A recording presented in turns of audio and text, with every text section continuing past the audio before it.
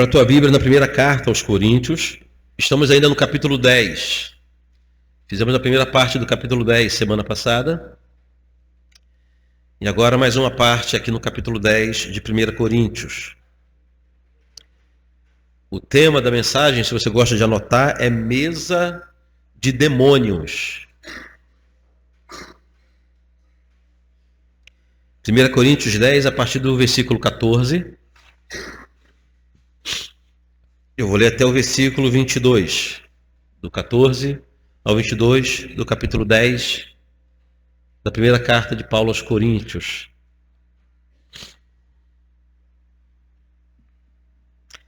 Diz assim a palavra de Deus: Portanto, meus amados, fugi da idolatria. Falo como a criteriosos, julgai vós mesmos o que digo. Porventura, o cálice da bênção que abençoamos não é a comunhão do sangue de Cristo? O pão que partimos não é a comunhão do corpo de Cristo? Porque nós, embora muitos, somos unicamente um pão, um só corpo. Porque todos participamos do único pão. Considerai o Israel segundo a carne. Não é certo que aqueles que se alimentam dos sacrifícios são participantes do altar? Que digo, pois? Que o sacrifício ao ídolo é alguma coisa? Ou que o próprio ídolo tem algum valor? Antes digo que as coisas que eles sacrificam é a demônios que a sacrificam e não a Deus. E eu não quero que vos torneis associados aos demônios. Não podeis beber o cálice do Senhor e o cálice dos demônios. Não podeis ser participantes da mesa do Senhor e da mesa dos demônios. Ou provocaremos zelos no Senhor? Somos acaso mais fortes do que Ele? Somente até aqui. Pai querido, muito obrigado pela leitura de Tua Santa Palavra mais uma vez nesta manhã. Pai amado, carecemos que o Senhor venha falar conosco, venha edificar a Tua igreja através da Tua Palavra, mesmo considerando todas as minhas limitações, ó Deus. Que o Teu nome seja glorificado aqui nesse lugar e a Tua igreja seja edificada mais uma vez poderosamente através de Tua Santa Palavra. Em nome do Senhor Jesus. Amém.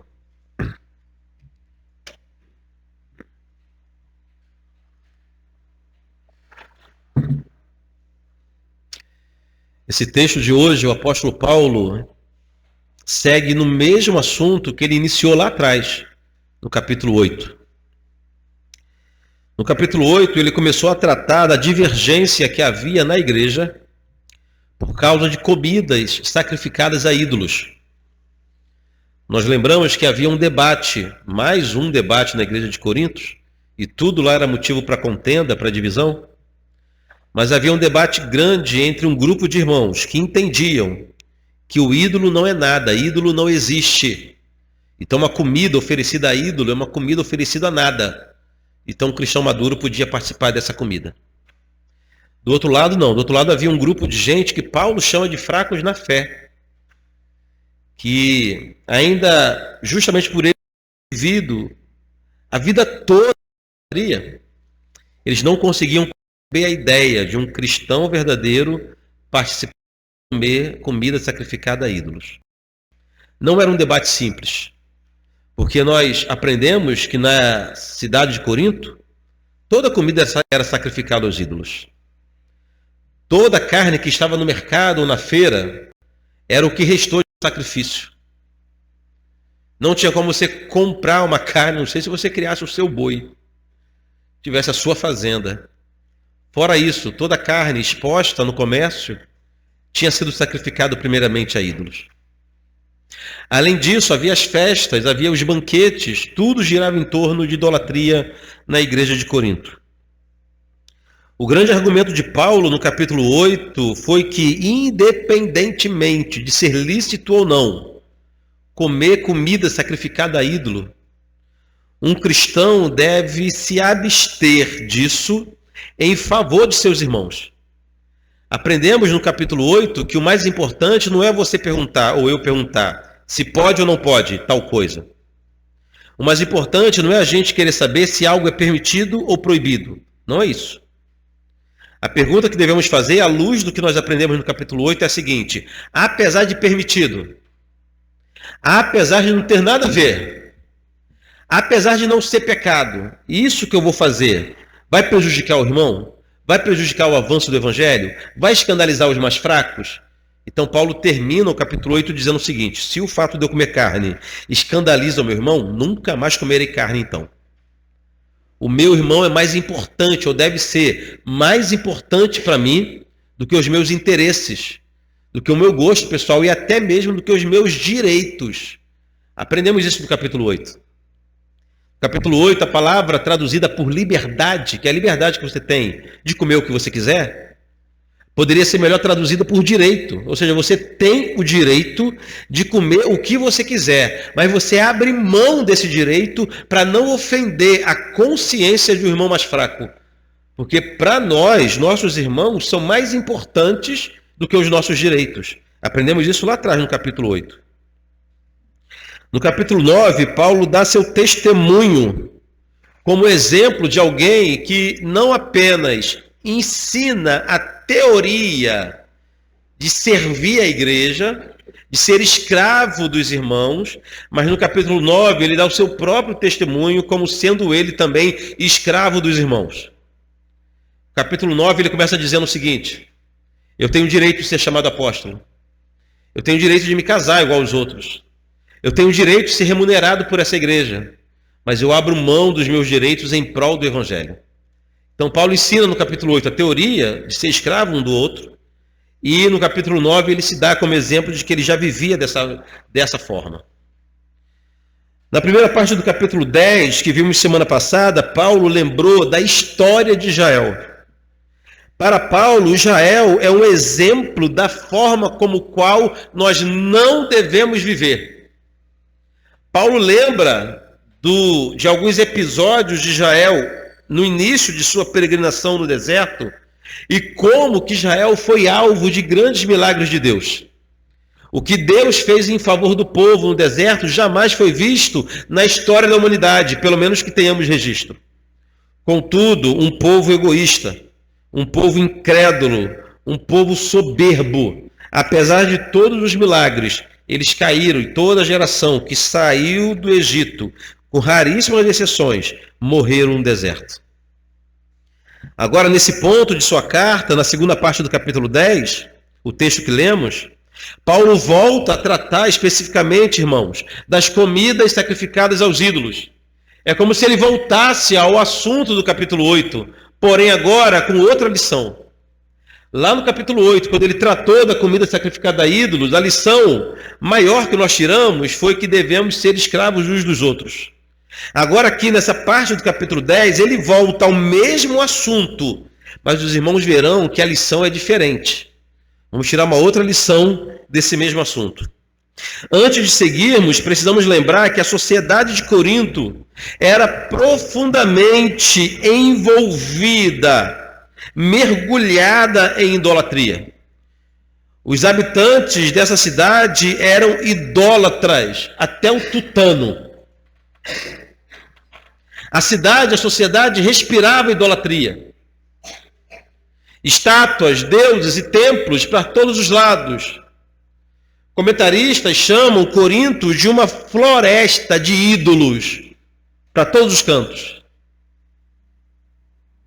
Há um detalhe importante, irmãos: a idolatria em Corinto não estava limitada somente ao templo ou aos momentos de culto. Isso eu falava quando passamos pelo capítulo 8. Ao contrário da maioria dos crentes modernos, um coríntios, ele exercia sua religiosidade todos os dias da semana, todas as horas do seu dia. O cristão moderno é que desenvolveu uma mecânica, um método de ser cristão 100% na hora do culto domingo de manhã. Quando saímos daqui já não somos mais 100% e muitos de nós esquecem de sua vida espiritual ao longo da semana até chegar aqui no domingo de novo. Em Coríntios isso não era assim.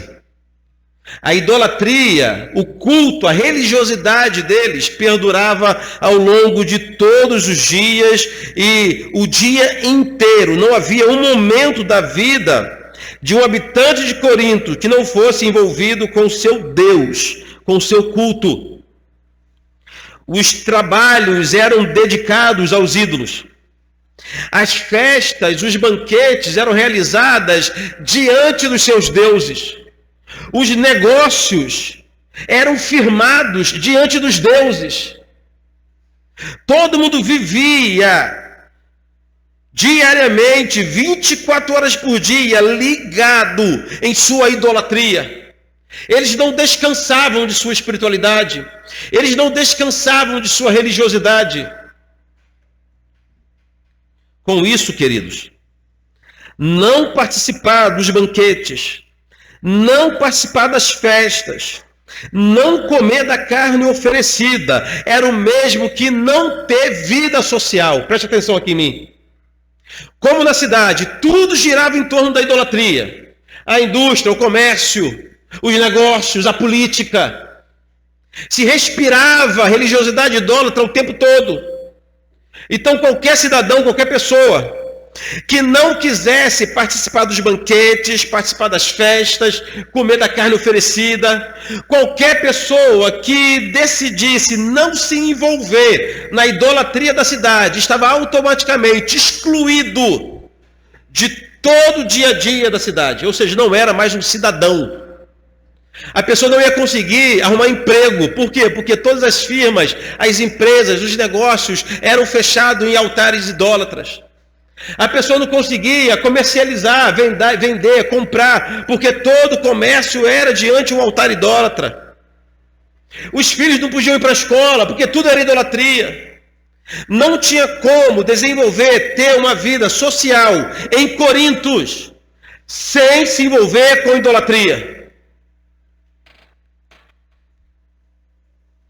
Os crentes da igreja de Corintos viviam nesse dilema. Participar do banquete pagão e ter com o que alimentar sua família, ou não participar da vida em sociedade e passar necessidade junto com sua família.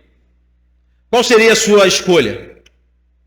Ceder à mentalidade idólatra para ter com o que dar comida aos seus filhos, ou passar por privação, mas se manter fiel ao Senhor e não se envolver com a idolatria da sociedade.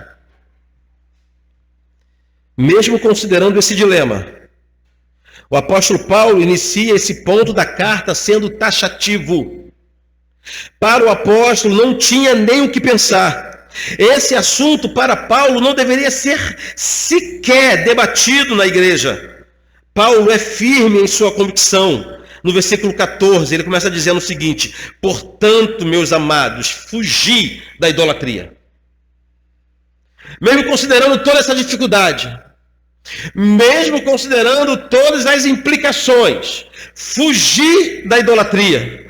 Tudo que Paulo vai escrever daqui para frente pode ser resumido nessa simples frase: fugir da idolatria. Versículo 15 diz assim: falo como a criteriosos, ou seja, vocês são sábios, julgai vós mesmos o que eu digo. Queridos, não sabemos se nesse ponto Paulo estava sendo irônico ou não, ao chamar a igreja de sábios, de entendidos, de criteriosos. Porém, com ou sem ironia, Paulo estava chamando a igreja a considerar o que ele estava prestes a ensinar. Paulo ia lançar agora uma comparação entre o estilo de vida da igreja e o estilo de vida pagão. Paulo vai lançar uma comparação, uma analogia entre como o cristão deve viver e como que a sociedade de Corinto vivia. E ele está convidando a igreja a prestar atenção nessa comparação que ele fazia, que ele faria entre o culto ao Senhor e o culto aos falsos deuses ou aos ídolos. Então, em primeiro lugar, para esclarecer aos crentes o que está por trás do culto idólatra, Paulo lembra o que significa o culto cristão. Ele começa pela via positiva, né? para que os irmãos entendessem o que é o culto idólatra, qual a importância, a profundidade, o valor do culto idólatra, ele primeiro explica o que é o culto cristão. Em especial, a ceia do Senhor. Celebramos aqui semana passada. Olha o versículo 16 e 17, diz assim: porventura, o cálice da bênção que abençoamos não é a comunhão do sangue de Cristo? O pão que partimos não é a comunhão do corpo de Cristo? Porque nós, embora muitos, somos unicamente um pão, um só corpo, porque todos participamos do único pão. Preste atenção aqui em mim. O argumento de Paulo é que quando participamos da ceia do Senhor, não apenas estamos comendo um pedaço de pão ou bebendo um pequeno cálice, não. Mas quando participamos corretamente da ceia do Senhor, comendo o pão e bebendo o cálice, estamos nos envolvendo a tal ponto com Cristo que passamos a ser um só com Jesus. Quando nos alimentamos do pão, que não se transforma no corpo, sabemos disso. Quando bebemos do cálice, que não se transforma no sangue, sabemos disso. Mas espiritualmente estamos nos tornando um com Cristo. O versículo 16 fala que ao participarmos corretamente da ceia, temos comunhão com o corpo e com o sangue de Jesus. Ou seja, vejam que maravilha é, queridos, a ceia do Senhor. Uma pena que a maioria de nós batistas rebaixamos a ceia a simples lembrança, né? Nesse ponto, a palavra de Deus defende que participar corretamente dos elementos é estar comprometidos, envolvidos, associados de corpo e alma com Jesus. Não é algo qualquer, não é algo de pouco valor. Tem aquela pessoa que pode participar de forma incorreta da ceia. Esse é um outro assunto. Mas o que Paulo está ensinando aqui é o seguinte: se participarmos da ceia do Senhor, comendo pão, bebendo cálice, da forma correta, da forma que a Bíblia diz, estamos nos associando intimamente a Jesus. Estamos nos enlaçando, estamos sendo envolvidos, a melhor palavra é essa, comprometidos com Cristo. Estamos nos comprometendo com Jesus. Esse é o valor da ceia. E é isso que significa comunhão, nesse texto que nós acabamos de ler. Comunhão não é ter simplesmente amizade, não. Comunhão é estar envolvido a tal ponto que quem vê de fora não consegue separar um do outro. Lembra que eu já dei para vocês a diferença de unidade para união? União é um saco de batata. Pega um saco de batata, todo mundo junto ali, aquilo é uma união de batata. Unidade é o purê. Quando você faz o purê, você não consegue mais dividir qual batata era qual. A comunhão não é união, comunhão é unidade. É a gente olhar para quem olha de fora e vê o crente em comunhão com Jesus, não consegue discernir quem é quem. Onde começa um e termina o outro. Onde termina um e começa o outro. Isso acontece na ceia, que é o que Paulo está dizendo aqui, mas isso acontece toda vez que nós cultuamos ao Senhor da forma bíblica, da forma correta, nos comprometemos com Cristo. No versículo 18, aí, Paulo ainda lembra o nível visível do comprometimento que os judeus tinham com o Senhor no culto. Ou seja, há um nível invisível, mas há uma forma também da gente contemplar como que o homem se compromete com Deus no culto. Isso ficava visível no culto da antiga aliança, aqui no capítulo 18, no versículo 18. Considerai Israel segundo a carne. Não é certo que aqueles que se alimentam dos sacrifícios são participantes do altar? O que Paulo está lembrando aqui é que os sacerdotes comiam o que sobravam do sacrifício no altar. Não apenas isso, em alguns momentos o povo era chamado a participar do que sobrava dos cordeiros que eram mortos, que eram sacrificados no altar. A ideia aqui, irmãos, era mostrar o real significado para os crentes dos elementos da ceia, do pão e do vinho e dos sacrifícios feitos no templo. Tanto os elementos da ceia como os animais oferecidos nos sacrifícios apontavam para algo extremamente sagrado para o cristão. Ou seja, o servo de Deus, quando cultuava ao Senhor, fosse na antiga aliança ou na nova aliança, mas o servo de Deus, quando cultua da forma bíblica, está comprometido com Cristo, está envolvido com Cristo. Esse argumento para Paulo exortar a igreja a respeito das comidas oferecidas a ídolo. Ele ensinou o que acontece no culto cristão. Conscientes do que acontece no culto cristão, a gente transportar o mesmo raciocínio para o culto pagão.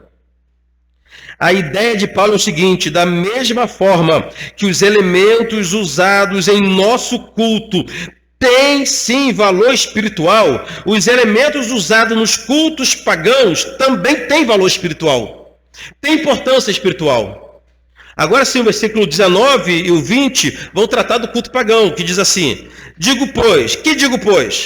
Que os sacrifícios ao ídolo é alguma coisa, ou que o próprio ídolo tem algum valor? Ele já falou que o ídolo em si não tem valor nenhum. Mas o versículo 20: antes digo que as coisas que eles sacrificam é a demônios que as sacrificam, e não a Deus. E eu não quero que vos torneis associados, comprometidos, enlaçados, unidos a demônios. Esse é o argumento de Paulo.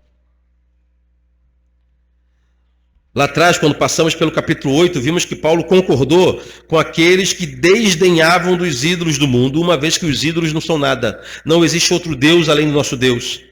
Paulo concordou que os ídolos não existem e só há um Deus verdadeiro. Mas aqui no capítulo 10, o problema não são os ídolos. Eles continuam sendo nada. O problema é a idolatria. Os ídolos continuam não existindo. Só existe um Deus. Agora, a idolatria existe. Os ídolos não existem, mas o culto idólatra existe. Os ídolos não existem, mas os rituais pagãos, esses existem. Os ídolos não existem, mas a religiosidade idólatra existe. Os ídolos não existem, mas a idolatria existe. O que a palavra de Deus está explicando nesse ponto é que os ídolos, de fato, não existem. Pois só há um Deus, pois não há nenhum Deus além de Jeová. Mas os demônios aproveitam da idolatria humana e recebem adoração e oferta. É isso que Paulo está explicando. Paulo está dizendo o seguinte: os ídolos não existem. Mas quando o idólatra se propõe a sacrificar algo, ele não sabe, mas ele está sacrificando a demônio. O culto deles tem valor espiritual, igual o nosso não tem valor espiritual. Os nossos elementos de culto não têm valor, não tem implicação espiritual. O deles também tem explicação, também tem implicações espirituais. A palavra de Deus é tão clara que nem precisa de muita explicação no versículo 20. Antes, digo que as coisas que eles sacrificam é a demônios que as sacrificam, e não a Deus, e nem a ídolos. Segundo Paulo, irmãos, os banquetes, as mesas, a religiosidade oficial da cidade de Corinto não eram imparciais, não eram neutras, não eram apenas expressões da cultura. Segundo Paulo, os coríntios, sem saber, cultuavam a demônios. Da mesma forma que na Santa Ceia, ao comer do pão, ao beber do cálice, os crentes estão se associando de corpo e alma a Jesus. No culto pagão, ao participar das festas e banquetes, os coríntios estavam se associando de corpo e alma a demônios. Que tristeza! Com isso, os crentes não poderiam brincar, não poderiam vacilar nesse assunto. Isso é tão sério que no final do versículo 20, Paulo diz assim: eu não quero que vos torneis associados a demônios. Não quero que vocês tenham comunhão com demônios. O simples sentar à mesa, O simples participar do ritual. O simples participar da mesma festa. Com a diferença que eles não sabem que estão festejando, celebrando a demônios, mas os crentes hoje de Corintos, e hoje cada um de nós, temos essa consciência que o altar idólatra é o altar a demônios. Uma festa idólatra é uma festa a demônios. Um banquete idólatra é um banquete a demônios. Não é o boneco que está lá. Não é a estátua que está lá. A estátua, de fato, não significa nada. Não tem nada naquela estátua, naquele boneco. Mas há uma espiritualidade por trás daquele ritual que Paulo está nos alertando o seguinte: não quero que vocês sejam associados. Associado aqui tem aquele mesmo sentido de comunhão. Não quero que vocês sejam unidos. Não quero que vocês casem. Não quero que vocês sejam enlaçados, entrelaçados com demônios.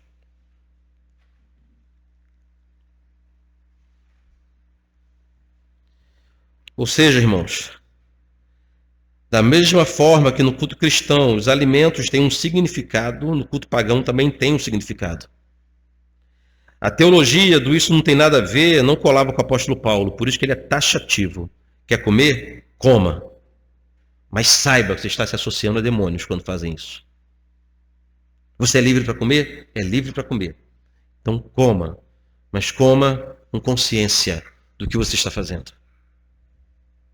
Paulo finaliza esse assunto afirmando que aqueles que em desobediência, mesmo sendo cristãos, participarem das festas pagãs, estão entrando em guerra contra Deus. Versículo 21 e 22. Não podeis beber o cálice do Senhor e o cálice dos demônios. Impossível. Não podeis ser participantes da mesa do Senhor e da mesa dos demônios. Ou provocaremos zelos no Senhor. Somos acaso mais fortes do que ele? Queridos, provocar zelos no Senhor é o mesmo que tentá-lo, é provocar sua ira. Provocar zelos. Provocar o zelo do Senhor, é provocar a ira do Senhor. Paulo está dizendo que a pessoa consciente, ao participar de um banquete desse, está afrontando deliberadamente a ira de Deus. E se briga com a ira de Deus? De forma nenhuma, seria uma insanidade. A última frase de Paulo é uma interrogação que deve gerar temor em nosso coração. Somos acaso mais fortes do que ele? Você vai realmente querer comprar briga com Deus? Conscientemente, você vai querer entrar por um caminho, por uma via, que você sabe que está em desconformidade com a vontade de Deus. E você vai achar isso natural, você quer entrar em guerra com o Senhor? Você é mais forte do que ele? Perguntas retóricas, mas que devemos considerar sempre. E assim termina essa pequena parte sobre comida oferecida a ídolo. Mas a grande lição desse texto não tem nada a ver com comida. Paulo não escreveu essa parte. Paulo não escreveu esse trecho de sua carta apenas para tratar de dieta, de comida, de bebida, do que pode comer, o que não pode comer. Queridos, há uma lição maior que flui desse texto. Na verdade, a grande lição desse texto, se você gosta de anotar, é o seguinte: um cristão deve viver de forma diferente da sociedade, ainda que isso lhe cause prejuízos. Eu vou repetir para você a lição maior do texto de hoje. Um cristão deve viver de forma diferente da sociedade, ainda que isso cause grandes prejuízos. Essa era a proposta de Paulo para a igreja nesse trecho de sua carta. O problema não era simplesmente comer ou não comer, já aprendemos isso. O problema é que em não comer, não se associar, eles estavam se afastando de tal forma da vida em sociedade que eles seriam penalizados por causa disso. Iriam sofrer na carne por causa disso. Os banquetes aos ídolos, as festas pagãs, as comidas oferecidas não eram apenas elementos da religiosidade dos coríntios. Mas tudo isso fazia parte do dia a dia da cidade. Então não participar desses atos, não participar desses banquetes, não participar dessas festas, era o mesmo que sepultar qualquer esperança, qualquer pretensão de ascensão social. Pior que isso, qualquer pretensão de vida em sociedade. Se abster da forma como a sociedade vive era se marginalizar, era se colocar à margem, era perder direitos, era abrir mão de direitos. Por isso que, segundo Paulo, um cristão deve viver de forma diferente da sociedade, ainda que isso lhe cause grandes prejuízos. É verdade, irmãos, que um cristão precisa trabalhar. É verdade que o cristão precisa sustentar sua família, sua casa, mas nada disso pode ser às custas da fidelidade ao Senhor. Aquele que senta no banquete pagão pode até garantir seu sustento, mas entra em guerra contra Deus. É isso que a palavra está nos ensinando hoje. Você vai alcançar o que você deseja, mas automaticamente você estará em guerra contra o seu Deus. Os irmãos do primeiro século tinham essa consciência e essa compreensão. Os irmãos da igreja primitiva já contavam com isso. Já contavam que não conseguiriam fechar negócio, que não conseguiriam se sustentar, que não conseguiriam fazer nada em sociedade. Eles já contavam com isso. E tinham alegria, olha só bem, tinham alegria em passar por privações severas por causa do nome de Cristo.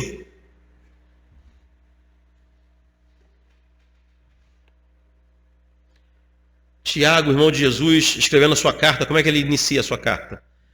Tiago escreve para os crentes que tinham se dispersado depois da primeira grande perseguição. Quais são as primeiras palavras de Tiago em sua carta? Julgai, pois, sendo motivo de grande alegria, o passardes por várias tribulações. Olha que alegria.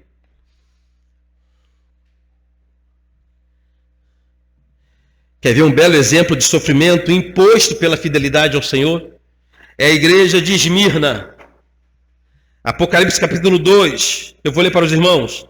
Apocalipse capítulo 2, versículo 8 a 9 diz assim: ao anjo da igreja em Esmirna escreve: estas coisas diz o primeiro e o último, que esteve morto e tornou a viver. Conheço a tua tribulação. Esmirna é uma das únicas igrejas que Deus, ao escrever, não escreveu conheço as suas obras. Ele disse: conheço a sua tribulação. Conheço a tua tribulação e conheço a tua pobreza. Aí está entre parênteses lá, mas tu és rico. A grande dificuldade da igreja de Esmirna era financeira. A igreja de Esmirna era uma igreja pobre, de pessoas pobres financeiramente. O problema é que a igreja era uma igreja pobre, de crentes pobres financeiramente, em uma cidade muito rica. Esmirna era uma cidade rica. A pobreza dos irmãos de Esmirna não era fruto de causas naturais. A pobreza dos crentes de Esmirna não era por causa de um desequilíbrio, de uma desigualdade, de uma injustiça social. A pobreza da igreja de Esmirna não era porque o evangelho alcançou somente a classe C e D da cidade de Esmirna, nada disso. A pobreza da igreja de Esmirna estava intimamente ligada à perseguição. Qualquer pessoa na cidade de Esmirna que não adorasse ao imperador, que não participasse dos banquetes pagãos e dos cultos pagãos, eram desprezadas da sociedade, nem emprego conseguia. Com isso a igreja se empobreceu. Os crentes de Esmirna não conseguiam emprego por causa de sua fé. Não conseguiam vender nem comprar nada por causa de sua fé. Os filhos não podiam frequentar as escolas por causa de sua fé. E com isso a igreja se tornava cada vez mais pobre. O escritor aos Hebreus, ele nos lembra que uma das formas de perseguição no primeiro século era o espólio dos bens. Os cristãos, ou qualquer habitante, qualquer cidadão, ao se converter, tinham seus bens confiscados, segundo o escritor aos Hebreus. Hebreus capítulo 10, versículo 34, diz assim: porque não somente vos compadecestes dos encarcerados, como também aceitastes com alegria o espólio dos próprios bens. Que gente diferente, não é verdade? Tendo ciência que possuirdes vós mesmos patrimônio muito superior e muito mais durável. O escritor aos Hebreus está dizendo o seguinte: a pessoa, quando se convertia ao Senhor Jesus, quando reconhecia Jesus como Salvador, como Messias, tinha sua propriedade confiscada, tinha os seus bens confiscados, e segundo o escritor aos Hebreus, eles tinham alegria com isso. Alegria. Perdia o emprego, ficava feliz. Tinha sua casa confiscada, ficava feliz com isso. Os seus bens eram todos confiscados e eles sentiam nisso motivo de alegria, de contentamento. Que gente diferente!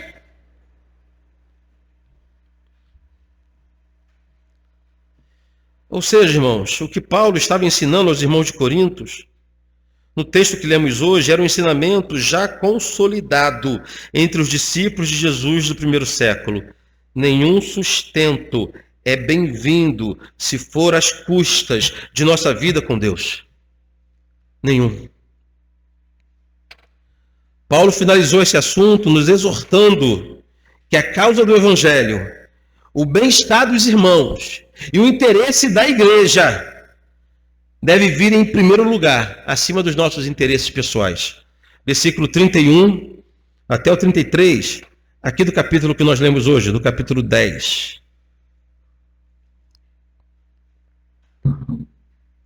Portanto, quer comais, quer bebais, ou fazeis outra coisa qualquer, ou façais outra coisa qualquer, fazei tudo para a glória de Deus. Não vos torneis causa de tropeço, nem para judeus, nem para gentios, nem tampouco para a igreja de Deus. Assim como também eu procuro em tudo ser agradável a todos, não buscando o meu próprio interesse, mas o de muitos, para que sejam salvos. Olha que alegria.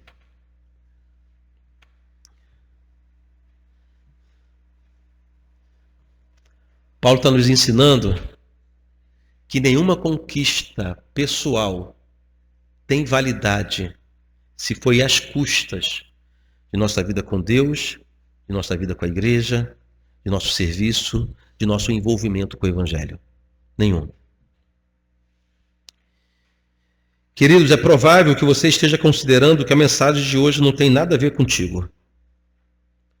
Afinal de contas, você consegue desenvolver bem a sua vida sem ser obrigado a participar de banquete religioso nenhum. Essa é a nossa verdade, é a nossa realidade. Essa é a nossa realidade. Em nosso contexto, eu imagino que nenhum de nós, talvez alguma exceção, alguém se sinta pressionado por um patrão, algum emprego, mas normalmente, de forma geral, nenhum de nós é obrigado a participar de banquetes religiosos, de festa religiosa, para nos mantermos empregados e sobrevivendo. Nenhum de nós. De vez em quando chega aquele pai que diz que o filho é obrigado a participar de uma festa lá na escola para ganhar ponto. Obrigado nada. Ele não é obrigado. Você quer participar. Ninguém é obrigado.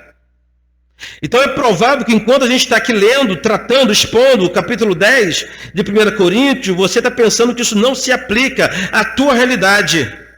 Mas não esqueça, irmãos, que o texto de hoje não está falando apenas de comidas e nem de festa religiosa. O texto de hoje está falando de viver de forma diferente da sociedade, ainda que isso traga prejuízo. A comida e a bebida são apenas exemplos. Mas há muitas outras formas que nós somos tentados a ceder em nosso padrão de vida, em nossos valores bíblicos.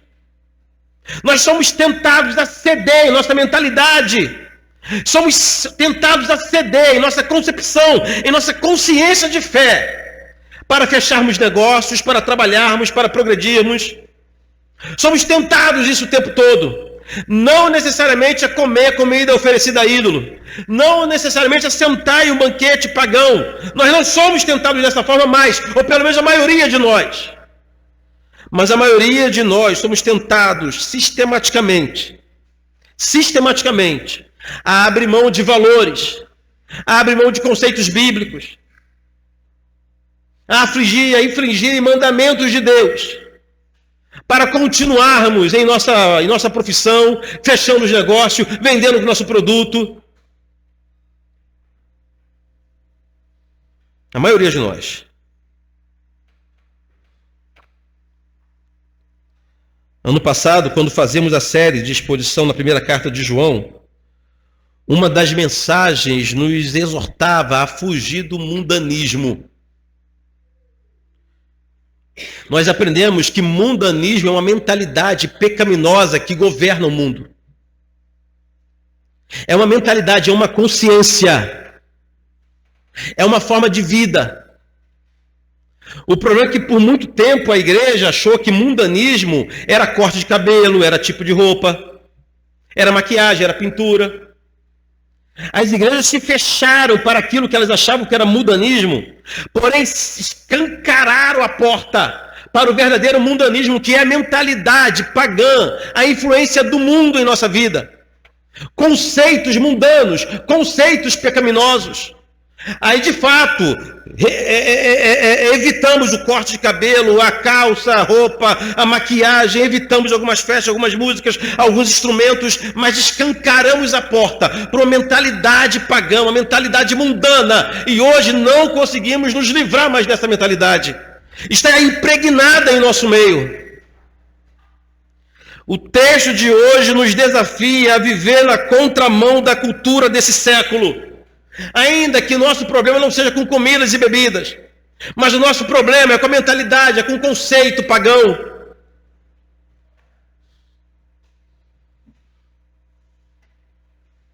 Primeiro João nos ensinava a nos livrar, a não amar o mundo. São palavras de João. Sabemos que o mundo não são as pessoas, nem o planeta, é o sistema. Precisamos nos livrar dessa mentalidade caída. Ou seja, queridos, apesar de não sermos obrigados a comer alimentos oferecidos a ídolos, apesar de não sermos mais obrigados a participar de festas pagãs, podemos estar ainda assim desenvolvendo um estilo de vida muito similar ao da sociedade para sermos aceitos por eles. Está me entendendo? Eu vou repetir aqui o mesmo exemplo que eu dei lá quando a gente passou por 1 João. São 22 exemplos de mentalidade pagã, de mentalidade mundana, que nós temos cedido, sem perceber que já entrou em nossa cultura, e agora para nós nos livrarmos dessa praga é uma dificuldade.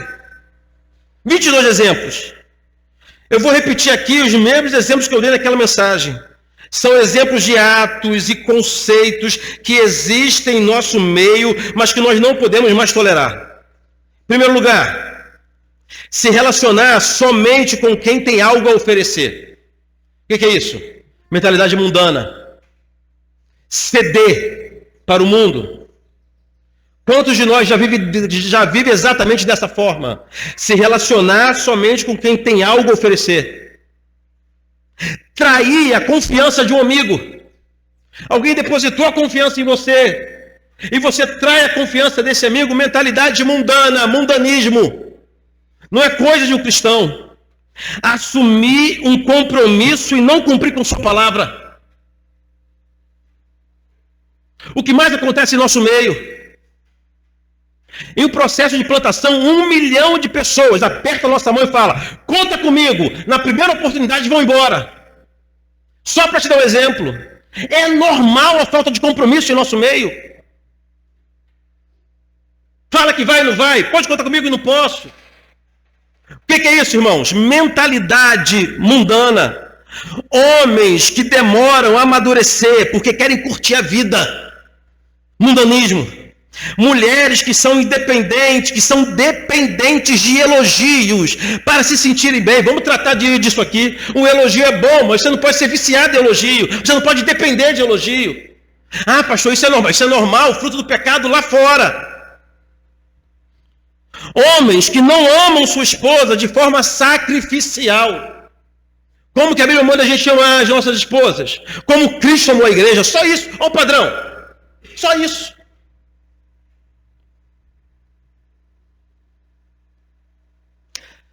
Jovens que sonham mais com sua independência do que com honrar pai e mãe. Evitar filhos porque dão muitos trabalhos e vão atrapalhar os seus sonhos. Evitar filho porque a maldade do mundo está muito grande. Isso é mentalidade mundana. Desprezar os mais simples. Ter sempre um local especial para as pessoas mais especiais, para as pessoas mais importantes da sociedade, em detrimento dos mais simples. Viver em busca do reconhecimento da sociedade, mentalidade mundana. Viver no ritmo imposto pelo mundo, isso aqui é uma loucura. Praticamente todos nós entramos nesse ritmo doido. Todo mundo fala a mesma coisa para o pastor, não tem um tempo, não tem um tempo, não tem um tempo, não tem um tempo. É o mundo que está ditando a sua agenda. Esquecer dos valores cristãos no trabalho, secularismo. Na hora de fechar um negócio, você esquece que é cristão. Na hora de pensar no lucro, você esquece que é cristão. Na hora de supervisionar uma equipe, você esquece que é cristão. Temos aqui o exemplo de um irmão que ele teve que sair do emprego, porque ele era obrigado a tratar os funcionários de forma injusta, inclusive tirando o valor do salário. Ou ele permanecia ou não permanecia? Não permaneceu. Mas o que a gente faz normalmente? Esquece que é cristão. Outro dia eu estava fazendo uma pesquisa sobre uns profissionais que eu queria entender como é que o profissional desenvolvia a sua vida profissional em conformidade com o cristianismo.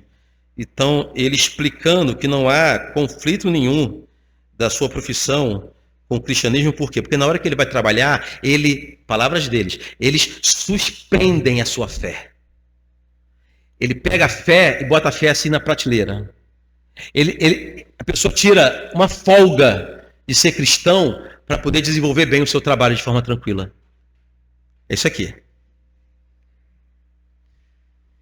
Esquecer dos valores cristãos no trabalho, esquecer dos valores cristãos na escola. Ser da filosofia, meu corpo, minhas regras. Isso aqui é mundanismo. Da filosofia, eu não devo nada a ninguém. Um cristão sabe que deve tudo a todo mundo, que depende de todo mundo.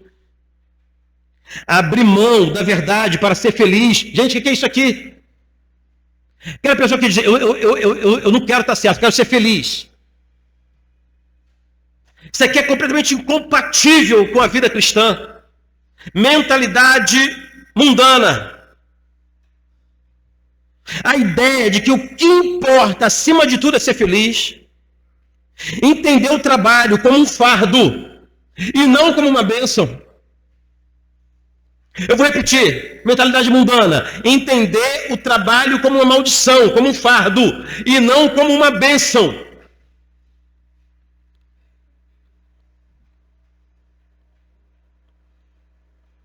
O cristão entende o trabalho como o agente de Deus para a sua provisão. Está insatisfeito com o trabalho? Tem como você mudar. Pensa, projeta, planeja, estuda, muda, sei lá, entrega currículo. Mas é uma bênção.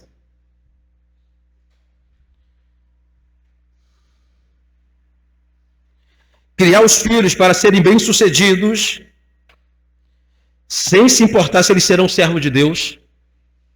Mentalidade humana, mundana. Praticar boas obras que não glorificam a Deus. Mentalidade mundana. Correr atrás dos próprios interesses, em detrimento da vida cristã, do serviço cristão e do avanço do evangelho. Mentalidade mundana. 22 exemplos apenas, deve ter uma montoeira a mais.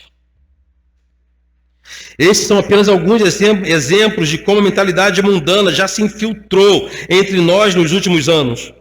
Enquanto estávamos preocupados com corte de cabelo, com brinco, com tatuagem, o mundo entrou com tudo e não percebemos. Como disse Jesus, coamos um mosquito e engolimos camelos. Que loucura, que tristeza. Precisamos nos envergonhar disso. E para finalizar, como última aplicação de hoje, precisamos nos voltar para Jesus. Diante de Jesus, precisamos nos envergonhar das inúmeras vezes que abandonamos a causa de Cristo para corrermos atrás de nossos interesses. Diante de Jesus, precisamos hoje nos envergonhar das inúmeras vezes que abandonamos, prejudicamos o avanço do Evangelho, a Igreja do Senhor. Passamos, como eu disse aqui durante o culto, a servir menos, a nos envolver menos, com a esperança de angariarmos mais lá na frente. Queridos, à medida que façamos qualquer coisa em detrimento, em prejuízo do reino de Deus e a sua causa, nós estamos entrando em guerra contra Deus. Vimos isso no texto de hoje. Então o texto de hoje não fala apenas de comida e bebida. Se falasse apenas de comida oferecida, estaria fácil para a gente, né? A gente não come nada. Eu acho que não come, né? Estou falando a gente aqui de forma geral. Aquele saquinho do Corre Damião, né? Você fica com dúvida se come ou não come? A gente conversa depois. Se fosse só isso, estaria resolvido. Mas não é isso. Paulo está falando do cristão desenvolver um estilo de vida diferente do da sociedade, ainda que isso lhe cause prejuízos. Lembra da palavra de Deus? A igreja de Esmirna?